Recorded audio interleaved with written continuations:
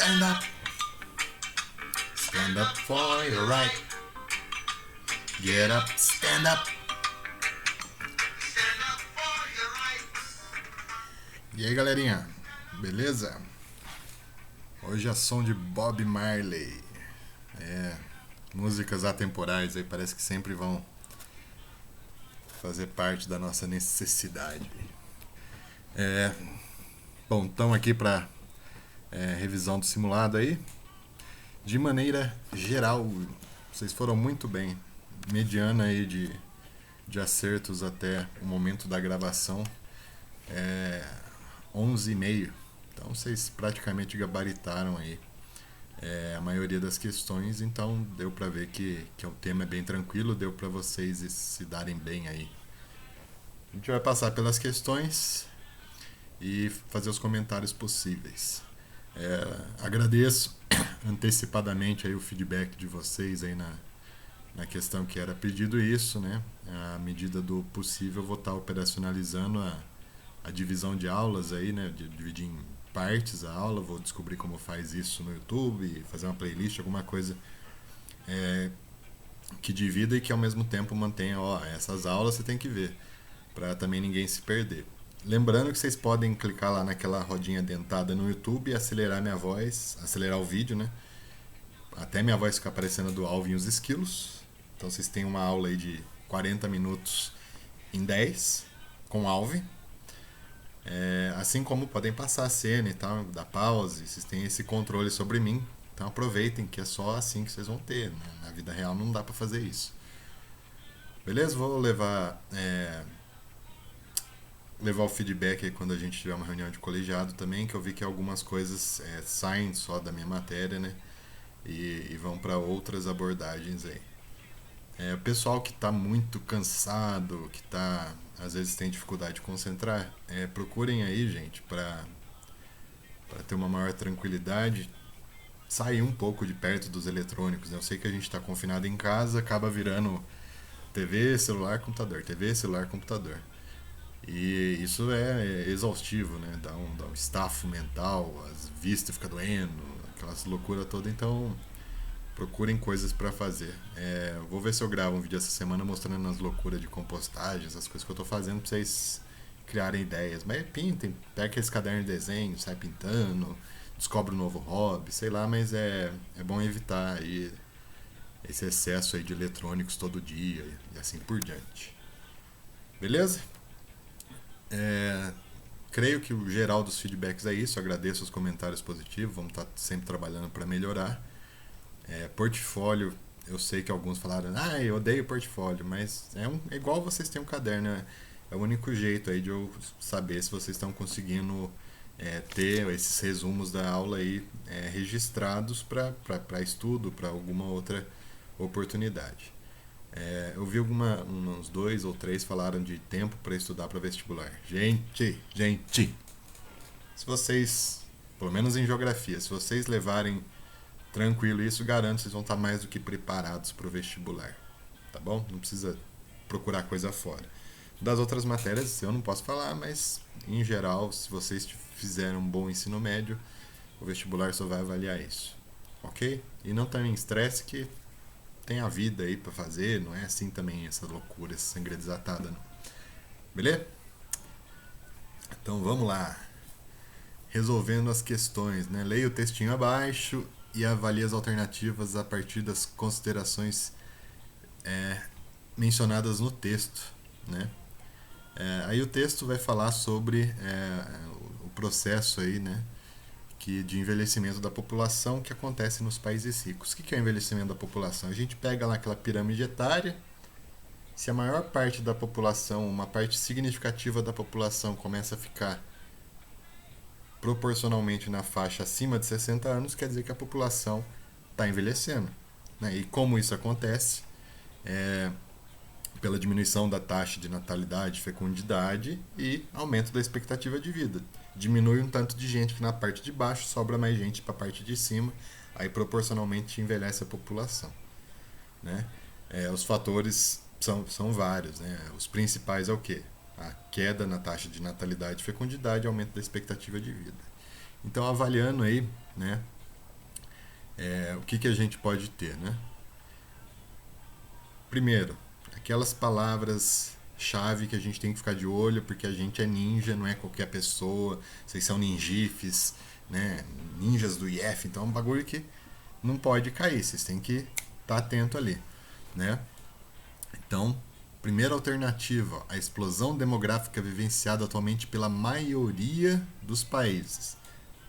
Explosão demográfica pela maioria dos países. Se está falando que o problema é o envelhecimento, é porque não está tendo explosão demográfica, ela já passou.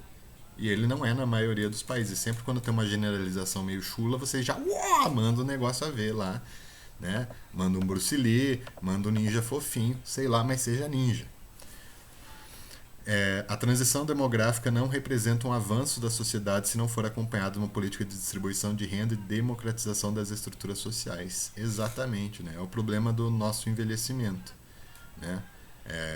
Como o progresso material dos países chamados desenvolvidos ele foi anterior às conquistas, né, dessa população idosa, né, conquistas sociais, de direito, acesso, de demandas, né, a hora que chegou essa população mais velha, tudo estava funcionando razoavelmente de acordo, né? Já tinha sistemas de atenção a isso. Nosso caso é o contrário, né? A gente está atingindo o envelhecimento populacional, mas não tem essas estruturas bem fixadas, né? A gente, o Brasil, a América Latina e tantos outros países do mundo que estão, né, nessa contradição, né? Tem dificuldades econômicas e uma população envelhecendo. Então essa seria a alternativa correta nesse momento, mas vamos ver as outras para não ter erro. A queda das taxas de natalidade vem se tornando para os países subdesenvolvidos, que atingem os mais altos índices de envelhecimento populacional. Não, gente. Pensa bem, né? Os mais altos índices de envelhecimento populacional vão estar nos países que oferecem as melhores infraestruturas para se envelhecer.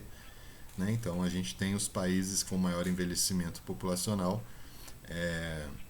concentrado aí, né, norte da Europa, né, Noruega, Alemanha, até mesmo a França, Suécia, alguns países vem apresentando essa tendência, Japão, que é o principal exemplo aí, né? Então, e a gente está nesse meio do caminho, a gente tem um tempinho ainda para enfrentar esse envelhecimento em massa, ok?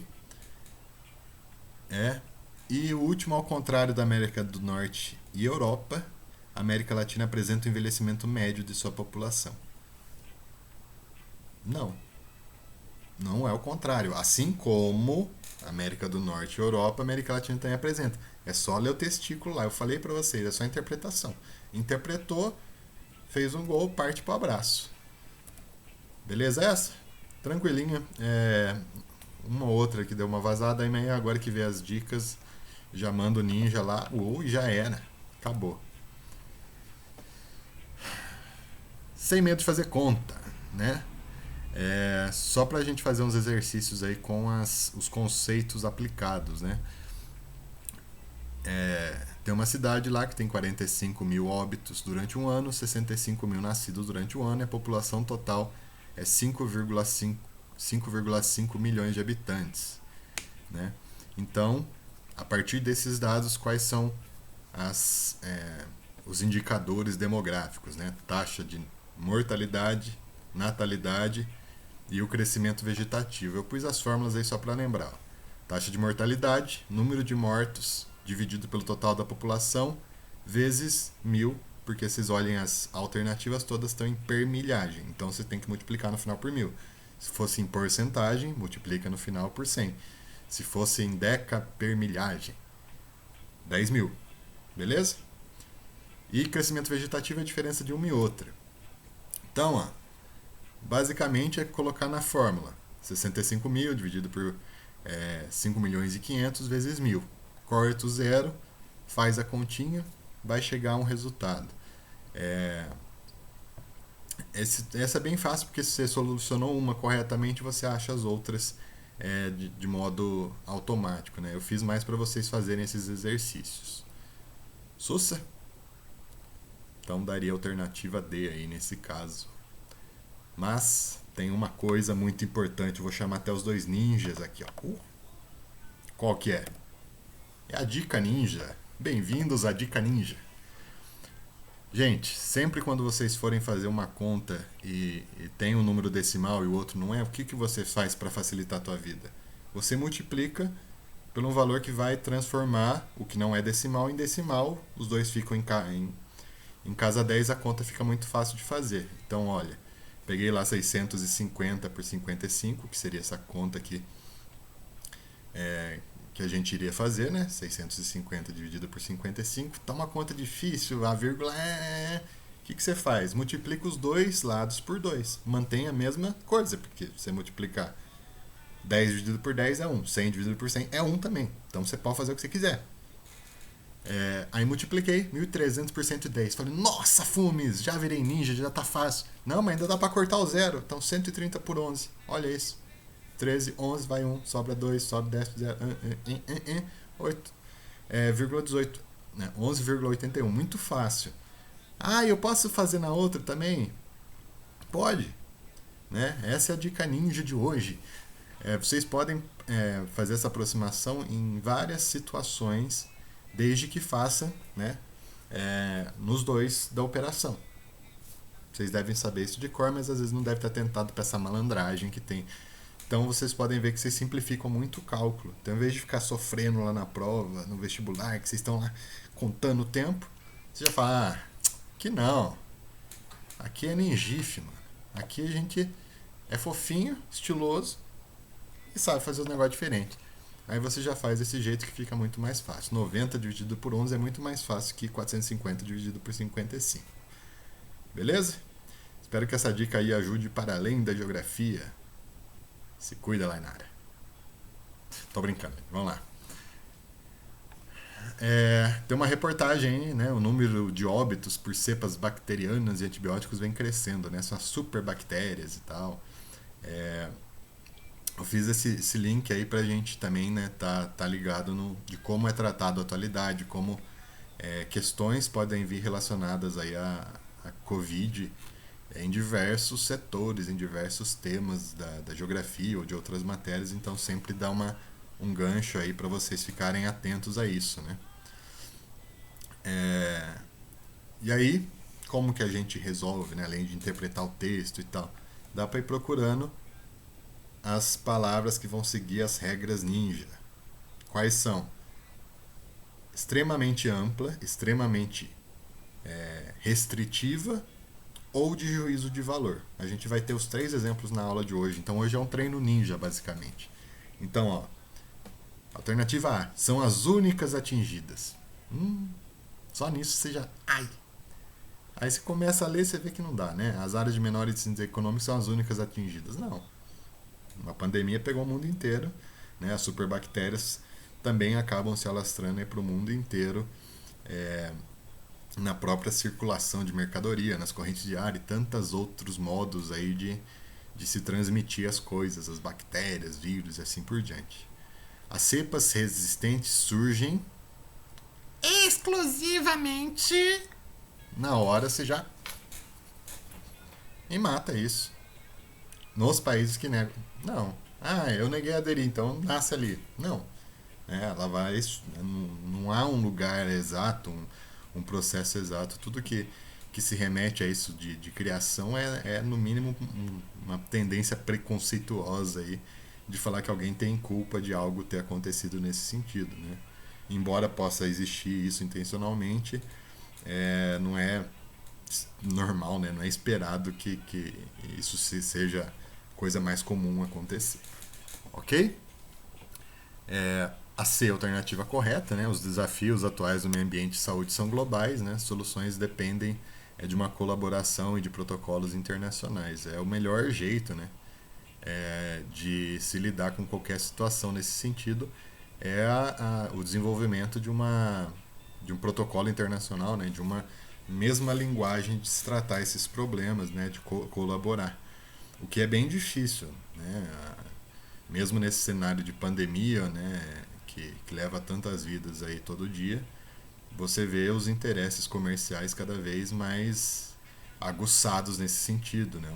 A empresa que divulgou que fez a vacina nos Estados Unidos, o valor da ação dela acho que foi 5, 6 vezes multiplicado.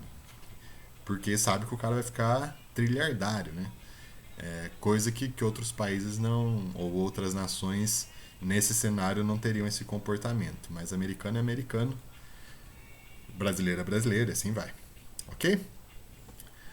Vamos lá. O comércio internacional é o principal, já acende alerta ninja, por espalhar doenças nesses países, tornando-os vulneráveis apesar dos programas de vacinação terem alcance mundial. Primeiro, o programa de vacinação não tem alcance mundial, né? O Brasil, com seu grande programa de vacinação, e eu não estou zoando, é realmente um grande programa de vacinação, garante vacinação gratuita para quase todas as enfermidades, é exceção, né? Ele é exceção. O Brasil, como poucos países, tem esse comportamento de vacinação gratuita a toda a população. Tem lugares que não fazem isso, tem lugares que a vacina é caríssima, então é bem complexo. Então já está errado aí.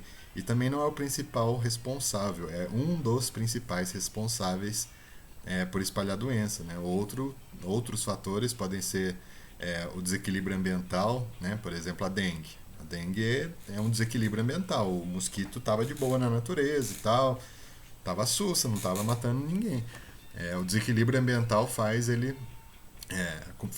passar a se reproduzir em áreas urbanas e achar novos hospedeiros, né? Para se reproduzir, e isso vai tornando cada vez mais complexa a situação do combate, ainda mais que o povo joga lixo onde não deve. E a pesquisa nessa área de âmbito nacional. Então, se você não leu, você assinala essa. Porque se você leu, obviamente você não cai nessa. Então, quem caiu, pelo amor de Deus, não façam isso. Beleza, gente? Vamos lá, para a próxima. Marca as alternativas corretas. Esse daqui, se vocês observassem com bastante atenção esse lindo gráficozinho, vocês já matariam. Mas só para lembrar, do que está se referindo cada faixa aí, ó. O sistema TCP, triângulo, coxinha, palmito. Cada uma dessas fases vai representar esse comportamento demográfico. Mas basicamente, se vocês analisarem aí, ó, primeira coisa, no regime demográfico tradicional, essa primeira parte que a gente está vendo à esquerda de vocês aí, né? As taxas de mortalidade e de natalidade são baixas. Olha onde está natalidade e mortalidade, quase em 40. Então, não são baixas, são elevadas. Tranquilo? 2. Nos regimes demográficos tradicional e moderno, os ritmos de crescimento vegetativo são elevados. Lembrando, crescimento vegetativo é a diferença entre o que nasce e o que morre. Se vocês olharem o gráfico com atenção, tem uma linha aí do crescimento vegetativo. Aonde eles são elevados? Na transição demográfica. As pessoas parem de morrer com tanta intensidade, mas continuam com um ritmo de natalidade ainda alto para depois começar a cair. Então é nesse momento que o crescimento vegetativo é elevado. Nos outros momentos ele é consideravelmente baixo ou mediano. Então, tá errado também. Era só observar a figura que vocês iam achar isso. E a 3, alguma tem que estar certa, né? Então tem que ser a 3. Mas vamos olhar lá. Na fase de transição, no meio, a redução das taxas de mortalidade ocorre antes da queda de natalidade. Mortalidade, a linha azul, vocês olham que ela cai primeiro. E depois a de natalidade, que é a linha vermelha lá em cima, demora um tempinho, vai, depois começa a cair. Então tá certo. Só essa alternativa estava correta. Exercício basicamente interpretativo. Tem o conceito bem fixo, não tem erro. Só sair pro abraço. Teoria reformista. É uma resposta aos neomalthusianos. Já deu a dica. Vocês que estão com o esquema na cabeça não iam errar de jeito nenhum. O que essa teoria afirma? Só fazer uma ligação. Ó. As precárias condições econômicas acarretam a redução da taxa de natalidade. Não, gente. Quanto mais precária a situação econômica, maior a taxa de natalidade. Por quê? Porque os sistemas de planejamento familiar, de prevenção, né, ou de contenção aí, de gravidez infanto-juvenil e assim por diante não existem. Então, naturalmente, se tem taxas de natalidade e fecundidade bem maiores. Ok? Segundo, uma população jovem numerosa devido às altas taxas de natalidade é a causa principal do subdesenvolvimento. Isso é da teoria neomalthusiana. Pobre é pobre porque tem filho. Lembrem-se disso ligando a ideia neomalthusiana, que esse é um ponto e o outro já está na linha de baixo, que é o controle de natalidade só será possível durante uma política demográfica desenvolvida pelo Estado. Né? Isso é neomalthusiano, é isso que eles pregam. Pobre não tenha um filho porque senão você vai continuar pobre. O problema é você ser pobre. Né? E por isso daí você não tem dinheiro para nada. Essa justificativa. Quem não lembrar disso, dá aquela voltadinha na aula, avança até achar esse ponto aí que eu explico cada uma das teorias. Eu acho que é a parte final aí do vídeo. Beleza? E a única que sobra é uma síntese da teoria reformistas. Né? O equilíbrio da dinâmica populacional se dá pelo enfrentamento de questões sociais e econômicas. Conforme a população vai ter um progresso material melhor, mais oportunidades de vida, de estudo, de viagem e tal, naturalmente, né, o controle de natalidade ele passa a existir porque as pessoas passam a ter outras coisas na vida, né, outras ambições em que o planejamento familiar se faz necessário. Essa daí muita gente acertou, então tô bem tranquilo que vocês estão tão firmes aí nas teorias. Tenham bastante atenção na diferença entre malthusianismo e neomalthusianismo. Tá? Lembrado nesse esqueminha lá da PA, da PG do Malthus, principalmente a questão da fome e assim por diante. E o neomalthusianismo, uma visão mais moderna disso, com esses dois aspectos aí que a gente acabou de citar. Beleza? Sossegue-se. Leia com atenção a notícia e avalie qual das alternativas relaciona-se à medida anunciada pelo governo francês. França vai dar grana para quem tiver o terceiro filho, olha que beleza. O pessoal já falou, vou morar na França, Paris, 750 euros por filho, assim por diante. Por que eles estão fazendo isso? Gente, simples. Por que um governo começa a incentivar a população a se reproduzir, a ter filho? Para conter um problema de envelhecimento populacional. Senão não tem motivo para incentivar ninguém a ter filho. Né? Falar, gente, tem um filho que é ótimo. Não, porque tem que ter esse controle da projeção demográfica, sistema previdenciário, aspectos econômicos e assim por diante. Então essa é a única situação em que um Estado vai querer ter filho. E outra, odeio essa questão. Essa questão é cheia de preconceitos, de coisinha assim que tipo, é fácil para vocês matar, mas eu acho nojento alguém colocar essas coisas em prova. Acho meio bem ridículo, você não faz o aluno pensar. Então vamos lá. Política anti-imigração xenófoba e de purificação racial adotada pela França. Gente, a gente já saiu aí do século XVIII há um tempo. Então, juízo de valor e moralidade. Né? Colocou isso, você já manda lá o Bruce Lee. Já era, velho. O princípio básico de uma formulação de vestibular é não colocar juízo de valor e moralidade, embora dizem que tem tendência política, não sei o que. Os vestibulares são organizados para não ter isso, para não ter juízo de valor, não ter moralidade, porque isso não é ciência. Beleza? As elevadas taxas de natalidade verificadas no país e em toda a Europa. Claro, tá nascendo um monte de gente, vamos incentivar a nascer mais, porque é bom ter bastante gente. Né? É contraditório, então, obviamente, não.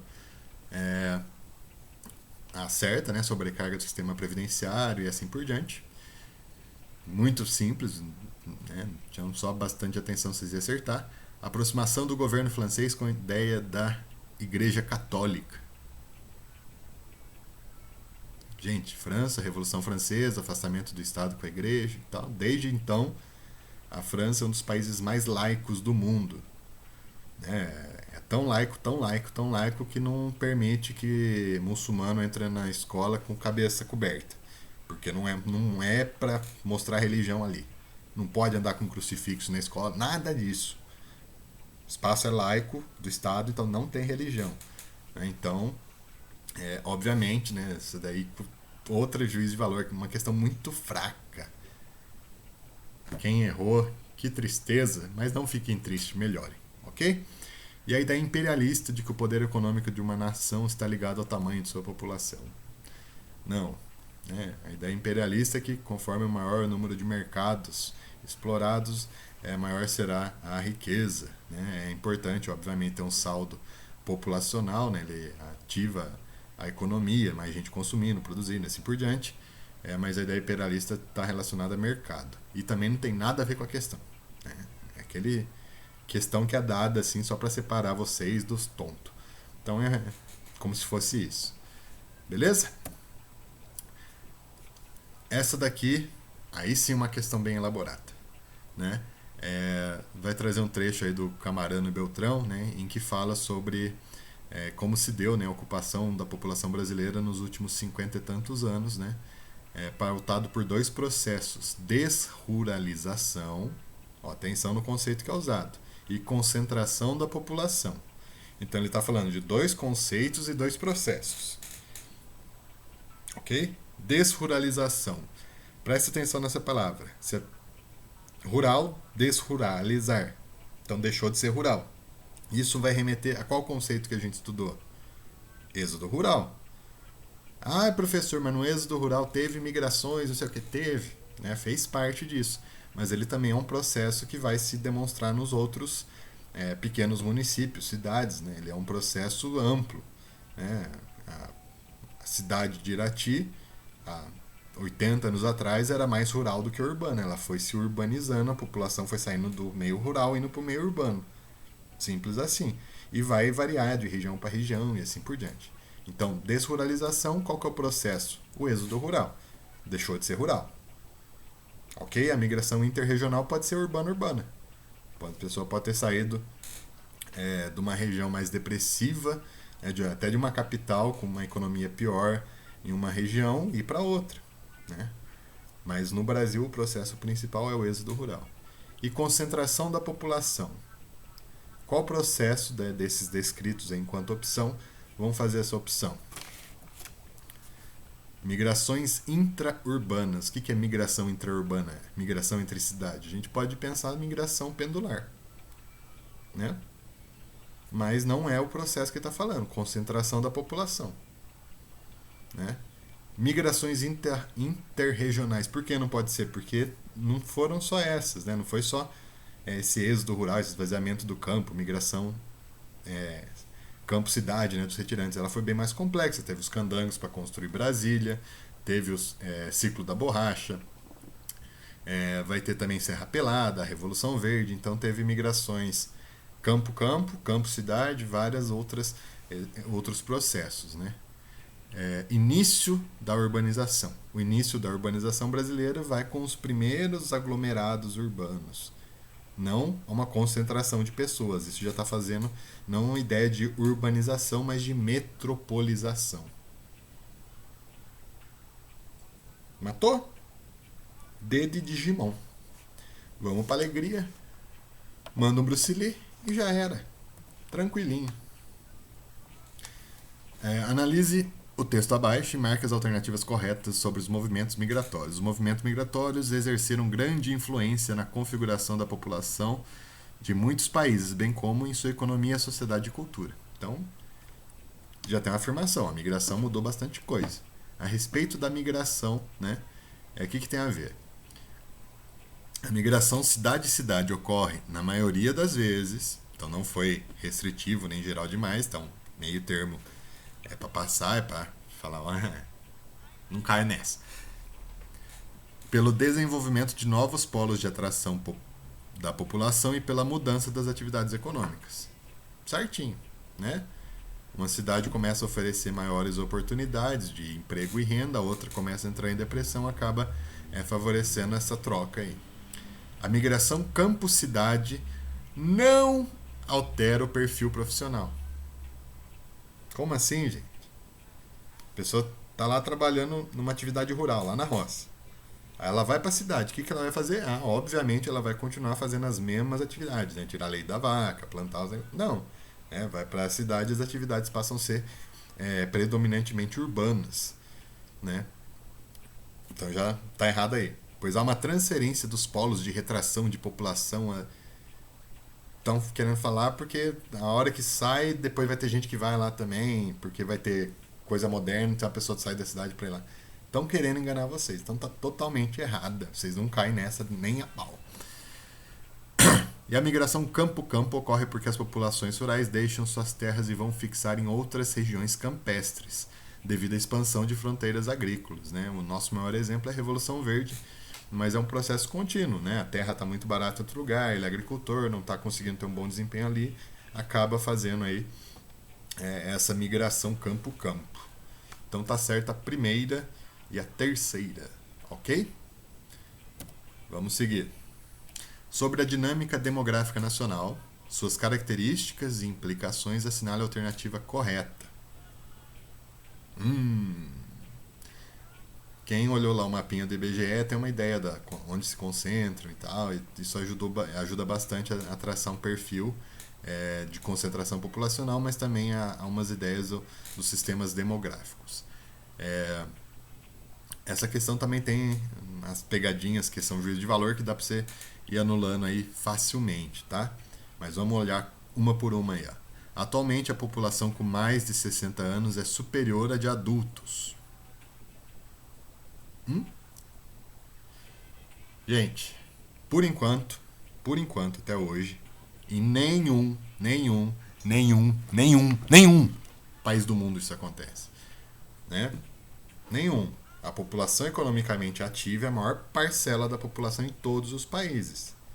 Se a população com mais de 60 anos for superior à de adultos, aí o negócio quebra tudo mesmo, né?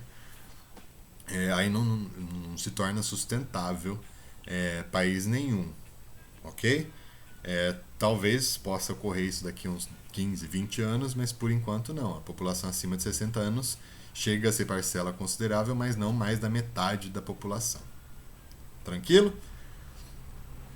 O envelhecimento da população está associado à queda da taxa de fecundidade.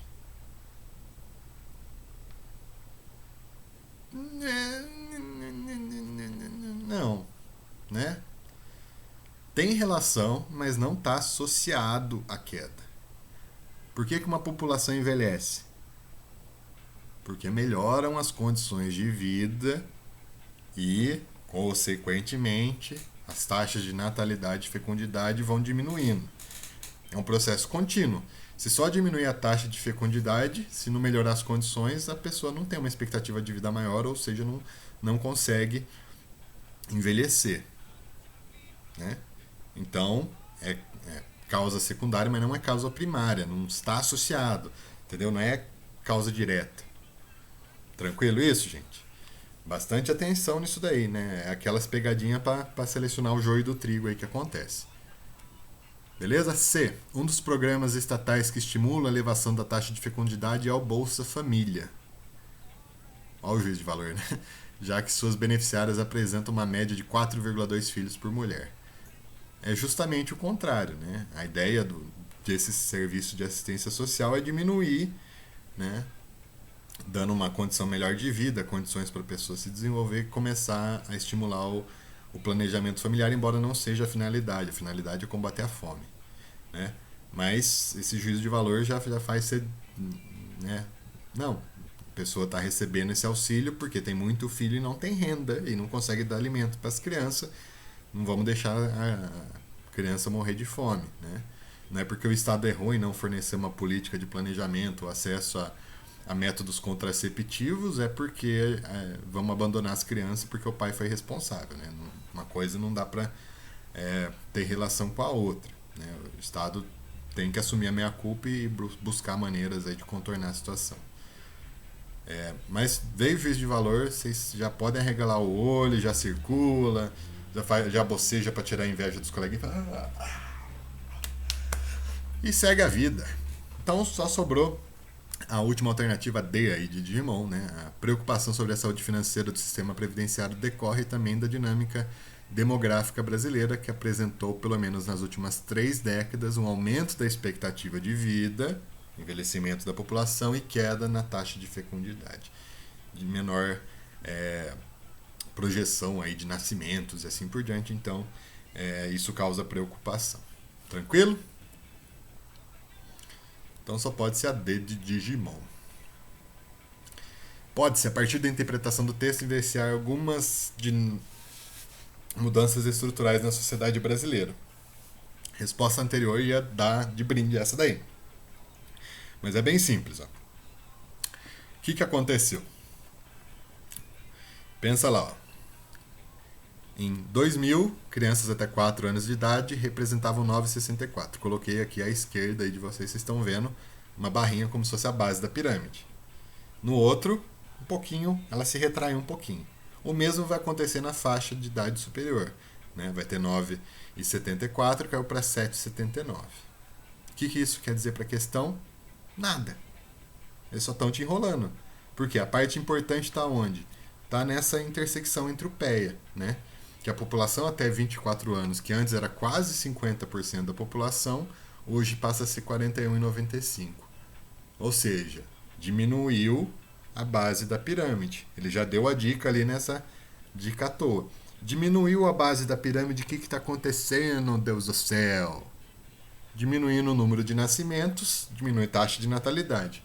Número médio de mulheres por filho diminui a natalidade também. Então as duas coisas, queda da natalidade e da fecundidade, mostrando que a pirâmide está se achatando.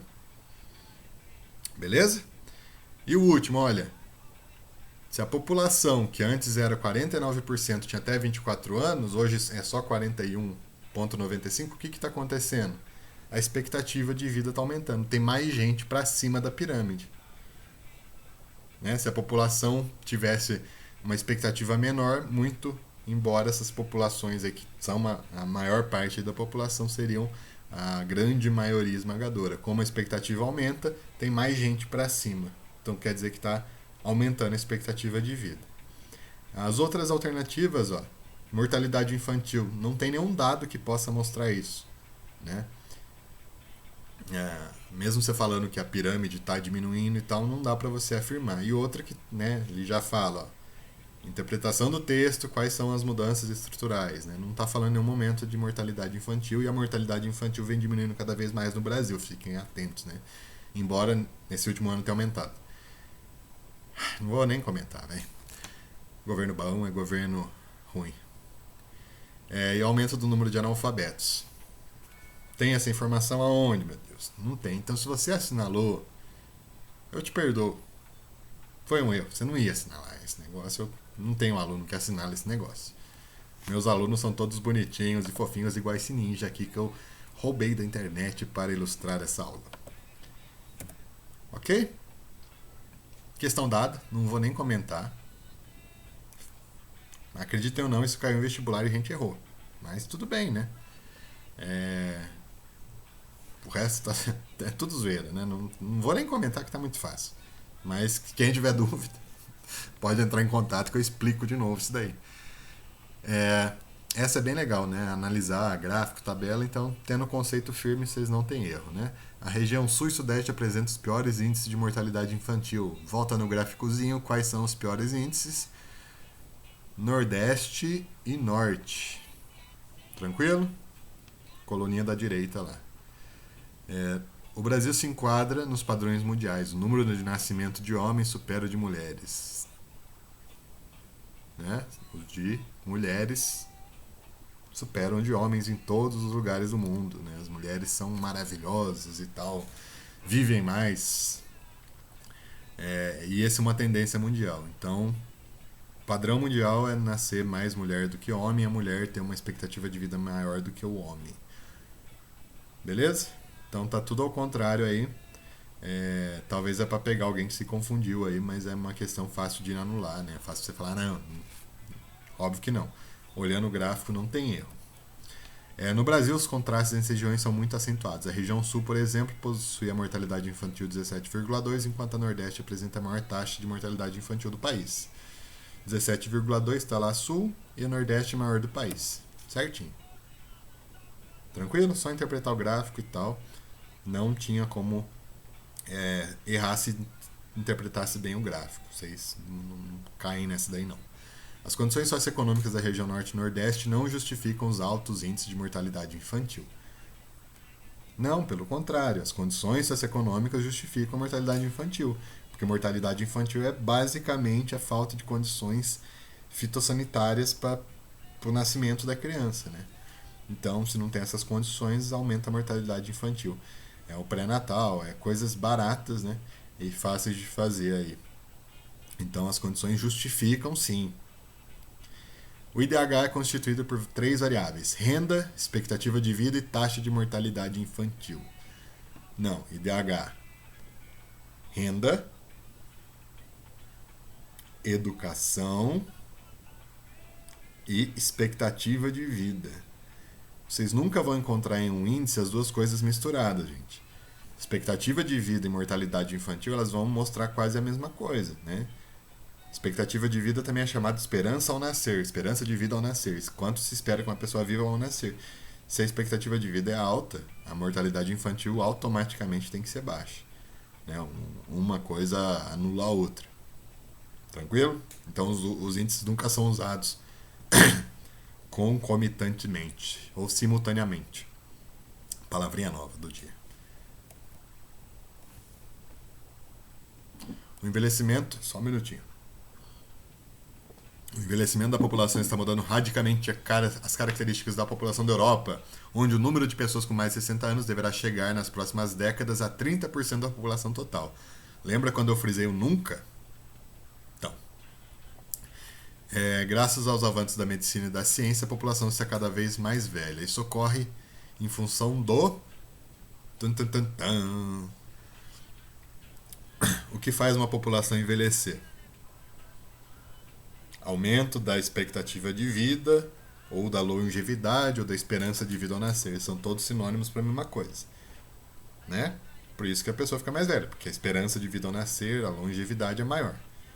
E o que faz essa parcela da população ser cada vez maior, simultaneamente? Para de nascer tanto. Então a base da pirâmide começa a se achatar e mais gente começa a ficar lá na parte de cima. Quando fala essa questão de população envelhecer, sempre pense na pirâmide. Se determinada parte da população está acima de uma faixa, começa a dar indicativos, né? Por isso é tão importante compreender o conceito básico e também entender como ler a pirâmide etária e assim por diante. Então, declínio da taxa de natalidade. Para de nascer tanto, né? Mais gente vai sobrando lá para cima, então a população acima de 60 anos vai ficando cada vez maior proporcionalmente a seu quantitativo total. Então só pode ser a alternativa A. Beleza, gente? Tentei ser o mais breve possível aí. Quem quiser dar aquela acelerada nível Alvin, os esquilos fumes. Saudades de todos. Espero aí que... espero não, né? Porque eu vi o resultado, eu vi que vocês foram bem. Mas espero que tenham resultados furtivos aí. Daí pra frente, né? A gente já vai quase encerrar a geografia da população, vai ter mais coisas para semana que vem e já vamos seguir para outro tema, beleza? Abraço a todos, saudades de todos. Quando der eu faço um vídeo das minhas pequenices aqui, eu tô fazendo a composteira, um monte de plantando alface, esses bagulho louco aí, para também sair um pouco de frente do computador aí, né? Então procurem coisas para fazer também para dar uma aliviada na cabeça, né? Desligar um pouco o celular, Netflix, esses esquemas que ocupam muita gente. Até já.